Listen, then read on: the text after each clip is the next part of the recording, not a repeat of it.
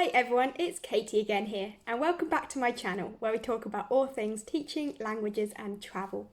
Now today's video is aimed at all of you online teachers out there who are teaching students from all around the world.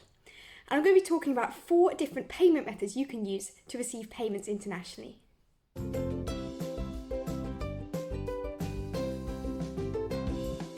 Okay, in today's video then, we're going to be looking at how you can receive payments from your students from all around the world using 4 different payment methods and who each might be best suited for.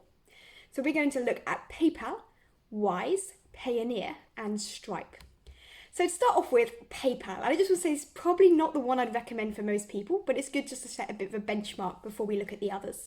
So PayPal allows you to transfer funds between more than 200 countries. You can also hold money in 20 different currencies, including US dollars, euros, Hong Kong dollars, yen, Philippines pesos, Russian rubles, and so on.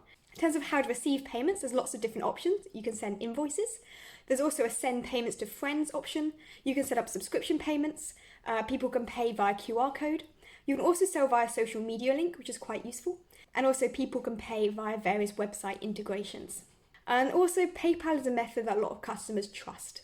So seeing that PayPal logo on the payment page, people tend to trust that more because they know that if they need to request a refund, PayPal support is very good at that. Now, PayPal does charge fees for receiving money. They also charge fees for cross-border transactions. They charge currency conversion fees, and they also charge withdrawal fees as well. The fees vary a lot depending on all the currencies involved, the payment method and so on. But I would say in my experience, you need to budget around 5 to 7% in PayPal fees. It's quite a lot. I would say PayPal is best if you're someone who's selling things through your website or through a social media channel, due to the really easy integrations they've got with popular e-commerce platforms. Okay, our second option then is Wise, and this is one of my favourite options for receiving international payments. So Wise allows you to directly transfer money between bank accounts, or you can set up their multi-currency account. For the multi-currency account, it means you can create virtual bank accounts in like 10 different countries, like the UK, USA, Europe, and so on, which means you can get paid just like a local. It works in the same way as if you had an actual bank account in that country. You get the same sort code, account number, and so on to be paid. You can even get a debit card as well through this multi-currency account, which you can use when you're traveling. Another benefit of Wise is that within this multi-currency account, you can hold and convert money in more than 50 different currencies. And in terms of fees, it's free to receive money in the local currency if you've got a virtual account set up in that currency. Then if you want to transfer that money into your actual account, they charge 0.35 to 2% currency conversion fee. And also it's important to note they always use the mid-market rate, which is always the best exchange rate.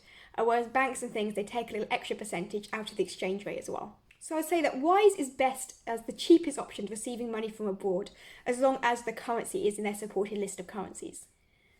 Okay, the next one I want to look at is Stripe. Stripe I've talked about before in this account. Please do check out my video on how to receive payments from China using Stripe. Essentially, it allows you to receive payments from overseas, including options to use local payment methods. Like in China, you can use WeChat Pay. And also there are various options popular in Europe, as well as Apple Pay and Google Pay payments. The fees vary a little bit, but I found that for the way I use Stripe, I get charged 2.9% and a 20p fee. Now, if you're in the US, they charge it's a 30 cents fixed fee instead of 20p, plus 1% for international cards and 1% for international currency transactions. Those fees are not if you're in the UK, so check the Stripe fees for your country because they do seem to vary. That's the maximum though. If you added those up, the maximum would be like 5%. There's different ways that people can pay. They can pay via invoices, they can pay via a payment page, or they can pay through their payment integrations. I would say Stripe is best if you want to take advantage of their local payment methods. So essentially, particularly for China, Stripe is the only one that works if you've got people in China who want to pay via WeChat Pay or so on. And they also have slightly cheaper fees for website payments and card payments compared to PayPal. Okay, the final one I want to look at is Payoneer. And I use Payoneer mostly in the past. A company I used to work for paid me through Payoneer. It's actually aimed at business-to-business transactions. It's not really aimed at individuals, but you can use it as a freelancer. And there's main ways that people pay is through a payment request or through a direct payment. You can open local receiving accounts in different currencies, including the USA, the UK, Canada, Europe, Japan, and Singapore.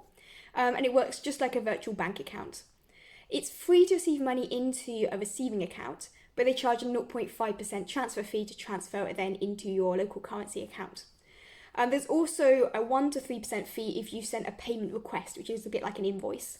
And there's also then a 2% fee when you withdraw it to your bank account. So if you add these up, it works out as around maybe 3% for these payments. Okay, so that was a quick summary then of 4 different international payment methods you can use to receive money from abroad at cheaper fees than bank transfers. So PayPal, I would say, is the most expensive, but better trusted, works really well with all their payment integrations on e-commerce platforms. Wise, I think, is the cheapest, but they don't support every currency. Particularly the one they don't support is Chinese yuan. So if you've got Chinese students, I really recommend using Stripe. It's best for the integration with local payment methods like WeChat Pay. And Payoneer, I think, it's not so well known. It's a bit like PayPal in some ways. Payoneer is a little bit cheaper, and it's particularly aimed really at business-to-business transactions. So I hope you found this video useful. If you did, don't forget to like and subscribe, and I'll see you in the next video.